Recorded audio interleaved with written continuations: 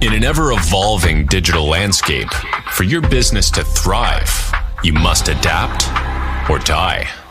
Welcome to Marketing in the Age of AI, the podcast helping you harness the power of AI and marketing tools to revitalize and grow your business.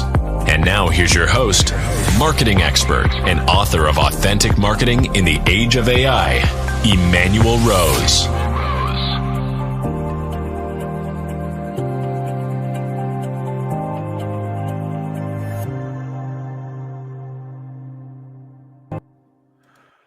Welcome to this episode of Marketing in the Age of AI. I'm your host, Emanuel Rose. Today, I'm excited to have a very experienced guest who's been making waves in the world of digital marketing and AI strategies for over 15 years, Jess Gonzalez. And she's a very experienced growth marketer, experienced in demand generation and product marketing, and works with startups all the way to Fortune 500 companies for a long time. And welcome to the show, Jess. Hi, thanks for having me. Yeah, I'm really excited, and I'm very appreciative that you're spending time today with me. So thank you very much. Yeah, excited to chat AI. The biggest bubble we've had in a while. I know. It feels like the topic of most conversations anyways, but there's so much to it and so much nuance and so many opportunities that I feel like we could talk about this all day and there would still be stones left to unturn. Well, yeah, because it's changing as we talk about it, right? It's so dynamic. That's what's fascinating about Oh yeah. it.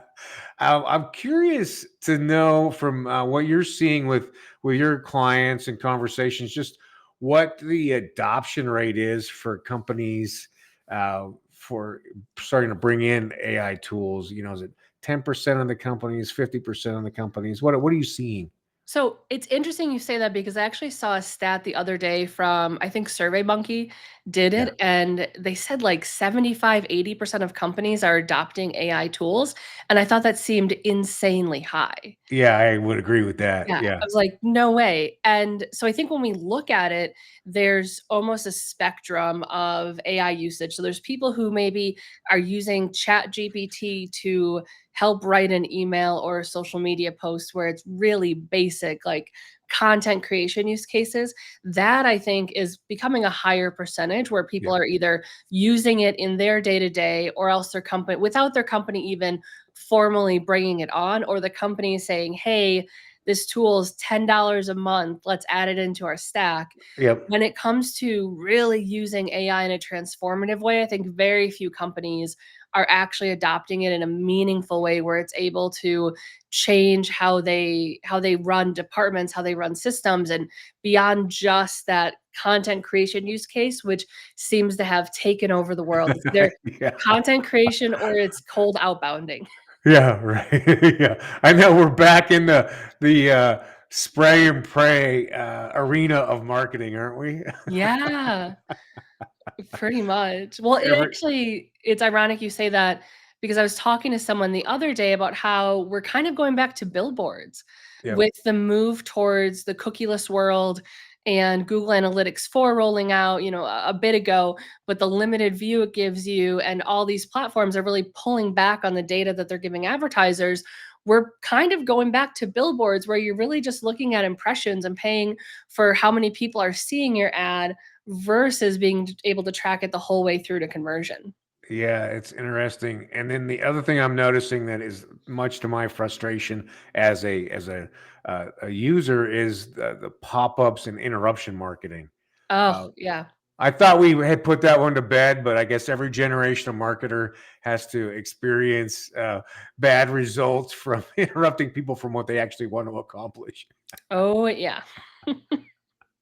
And yeah, I think maybe that 70% number would be if you're using something like a Sauna or another program that's got AI baked into it, Yeah. right? Like then, but yeah, I'm not seeing those big numbers. I mean, what are you seeing on the client side of actually, your supporting deployments or guiding deployments? Yeah, so we have a bit of a different viewpoint because clients come to us specifically because they want to build process structure, automation, pulling in AI.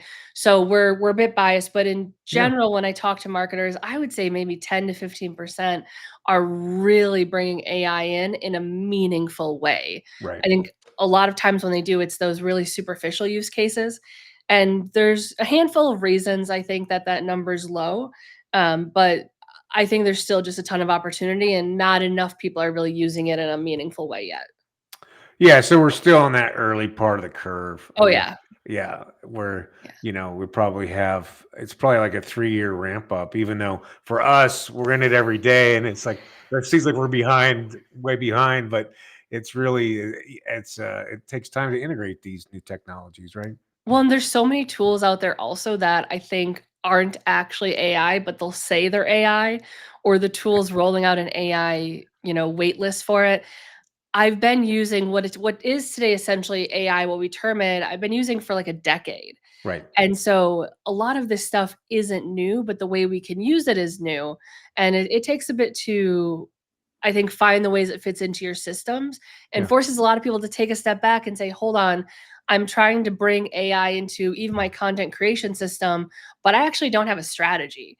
I'm Right. just putting out LinkedIn posts. I don't actually have a system to incorporate it into. Let me go now build a system to then bring AI into.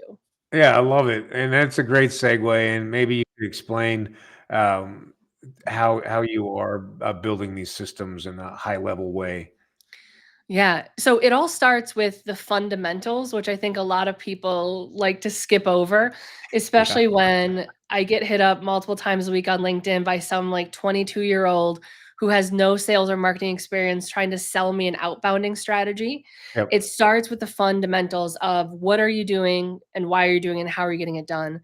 So having some marketing automation layer, typically HubSpot is what we're seeing really taking more and more of the market share where 5 6 years ago Marketo and Salesforce were huge players too, Sure. but you have some automation layer and you have some business logic around how you're building a process, how you're building your, let's say, inbound flow when someone converts on your website and you send them a follow-up email nurture series and you collect data on how they're engaging in different emails and all this. So taking that time to really build that out and then seeing where can we inject AI that makes sense.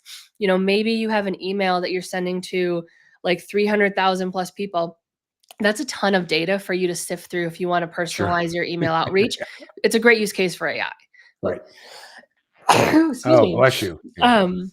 So really building your process first and then finding ways to add AI in to help it be more efficient or help bring you scale.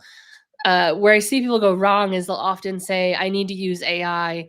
They'll start using an AI tool and then they try and build their system around that Right. tool. Right. And at that point, you're just automating inefficiencies half the time. For sure.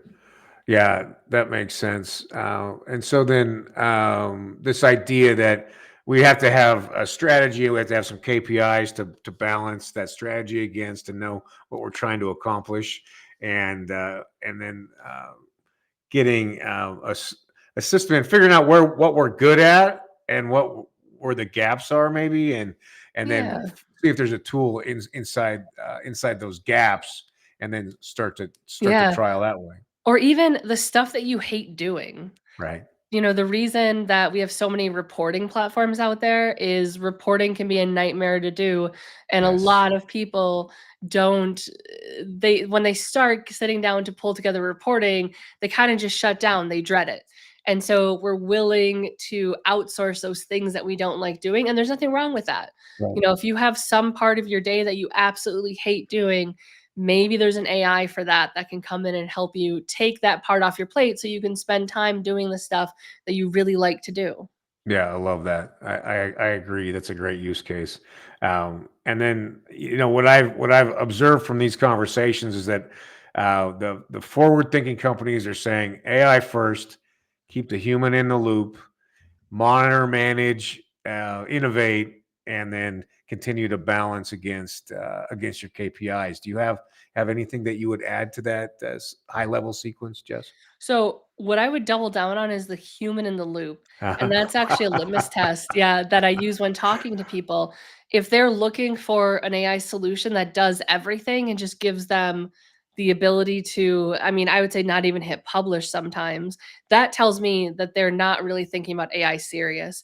Right. Because using AI to get you to that first draft or getting to a point that a human can look at things to make a decision instead of doing all of the thought work, that's really where that value is. So I would just emphasize the human in the loop part. But we follow a similar process when working with clients and just advising people in general on how to pull AI into their systems. That's awesome. Yeah. Do you have a use case or two that you could describe of some successful deployments? Actually, we just ran into one yesterday and I'm recording a video to share on LinkedIn. Awesome. We had a client who wanted to update their pricing page. Hmm. And, pretty standard for a SaaS company, you either have no pricing on your website or you have Right. to list a ton of options, right? Because Yeah. it's super customizable. Right. And we're running into a scenario where we had a bunch of stakeholders at the table, like 4 or 5 different people who had different ideas on how they wanted it presented. And no one was Whoa. really talking the same language. Right. And so we pulled up Claude and we just popped it in as like a prompt and some of the information, pulled in their pricing structure, and we had Claude mock it up live on the Yeah. call. Awesome. And everyone they'd never seen it before. And so they're like, whoa, hold on. Okay, well, now I see what it looks like and I see why you said my idea was bad. Yeah, I agree that's not what I was thinking originally, but holy shit, what just happened? How did you do that? Right. And it was like, yeah, we can visualize stuff. And so even those moments, like bringing AI in to help with that and showing the client how to use it and how quick it was, Yep. it brought some like lightness to the conversation that was pretty serious. We ended up for that client deploying the pricing page update in about a week and a half. And it was a 3-month scope project before we came in and got involved. That's amazing. Yeah. Yeah, because those especially those conversations get so like down and dirty, and everybody's in their little camp, and Oh yeah. and then you've like got to mock up 5 different things, and then you still have disagreements even once the mock-ups are there, right? Yeah, I know traditionally they would send their ideas to a designer Yep. who would come back in maybe 2 weeks with like 10 different options and you'd narrow it down. Yep. We still have the designer involved, but by having it live and being able to change things in conversation, we're Yeah. able to get everyone into a better consensus and say, here's our 2 ideas. Okay, designer, here's the 2 things we looked at. Here's what we like, here's what we don't like. What do you think? And then the designer turned it around within a week. And it got us to that same, I would say that same level of agreement and the same level of design that would have previously taken a month to get to with feedback. Yeah. Wow, that's amazing. Yeah, that's a great use case. I love it. Anything else that you've seen in a deployment? So I'll give another example because where I find AI to be really helpful is little things that take a long time. Yep. And so I had someone I was talking to, a company advise, and they were looking through some reporting and they said, we think there's a trend in here, but we can't figure out what the trend is. Yeah. And we know that we need like 40% more pipeline coming in. And so we literally took a copy of all the numbers. We didn't share their entire data because you want to keep in mind when you put stuff into ChatGPT, that becomes public to them. So Yeah, we that's a just great reminder for everybody. yeah, so don't share all your data. But we just took a list of all the numbers and we said, hey, can you analyze this and tell us if there's any trends in the numbers that you see in here? And they came out and said, yeah, you have 4 cohorts. This is what they are. It was like, okay, great. What if we want to make that 2? Okay, Yeah. here's how to book it. All right, what if we want to make it like 6? Are there any things that we're seeing? Is there anything you're seeing in the data that looks like a pattern? And we ended up we had the date the deal was open, and then we had the value for the deal. Yeah. And then it came back and it identified a pattern that we hadn't seen with seasonality. Nice. And so using AI almost as a thought partner of, I have this problem I'm trying to solve. Let me just give you all the data that I have and tell me how you're seeing it, because maybe it's seeing it in a different way than you are. So that ended up being really helpful. We had some reporting that was off. And so I just uploaded the 2 different data sets and and asked it to tell me what the difference was. and to try and figure out where that difference had came from. And it said, oh, it looks like here's your difference, and it's all between these two dates. So maybe something changed. I was like, Right. yep, there we go. We found our error in the workflow that messed everything up for 2 weeks, until it was fixed. Yeah. No, that's amazing. And I agree with you that these big big pieces of data that it take humans hours or days to dig through and maybe not even reach a good conclusion, right? Yeah. Like that's a great use for it. Yeah. I've also seen it in like strategic planning processes where you take 2 or 3 days worth of content and get it summarized and action Yeah. planned and things that normally would take a considerable amount of time. Yeah. And this is going to be seem like such a minor thing, but when you're doing advertising, sometimes you need to upload a list of companies that are listed out, comma separated. Right. And you have a list that's in like an Excel spreadsheet or such, or you have a list out of like Salesforce or HubSpot. And when you copy it, it's separated by lines. Yeah. Taking that and putting that in and just saying, can you rewrite this list as comma separated? It can take 2 seconds, and then you just copy and paste it in. Right. There's little things too that I think about, like I used to do it in Excel. If I Right. needed to take I have a timestamp that's the date and the actual like time of the day, and I need to strip that off, I would just write a formula to strip off the last 8 characters on the right side of the field. And Yep. now I can just put in a ChatGPT and it'll give me an output in a couple seconds. Yeah. Yeah, that is. It's like having a host of VAs at your disposal, and you Yeah. just have to figure out how to prompt it correctly so you get the output you want in a Mhm. format that you want. Right. Oh, yeah. So, talk to me a little bit about what you've found about prompt writing and what your Oh, secrets yeah. are. It it will give you what you're asking regardless of what you want to actually be asking it. Right. Um, so I've definitely had to take a step back and be like, "Wait, how do I put this together in a succinct way?" For me, what helped was a mind shift of thinking about the AI like an intern. Yep. So if I have an intern and they have minimal work experience in this field, but I know they have a ton of potential and I'm invested in teaching them, Yeah. what would I say to them? I would sit down and I would explain like background for it. I would explain my thought process. I'd probably give an example or two.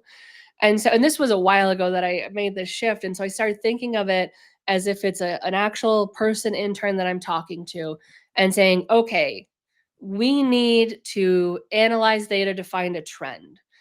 We're doing this with the goal of figure out how we can increase sales, or we're doing this to try and figure out a better audience to target. And so really taking time to craft your prompt with the background information you need to be able to get that output the same way you would do if talking to a human.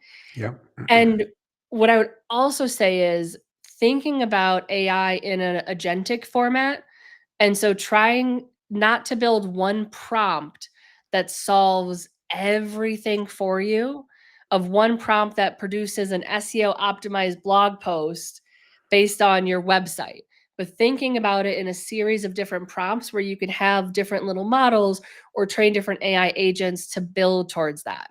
So having one prompt to go Yeah. through and say, here's my website, here's the website, here is the top 10 terms that we rank for, and we want to increase our rank in this specific term. Tell me like what other keywords should we be targeting for long tail keywords. That also is a horrible prompt. Right. Don't put that in. It would be a lot more to it. But taking that and making it one Yeah. output, and then taking that output and putting it in with another prompt. Okay, now that we have these 10 long tail keywords, prioritize which ones we should go against based on competitiveness and opportunity. Awesome. Based on that, write me a Right. content brief. And it takes time to structure Yeah. all that together. But when you take the time up front to put in the work, it's the same thing as an intern or any new employee. When you take the time to really train them and help them get good at the job, you're going to get a better output down the road, and they're going to continue doing great work without you having to spend as much time involved in helping them get to that output in the future. Yeah, I love that. So you're writing these prompts for specific tactics, and then sequencing the prompts, and then you're building a workflow essentially for so that you're saving Yeah, yourself time and ultimately. I find when I Yeah. work with other people on this, they'll start off thinking, "Okay, I have 3 steps."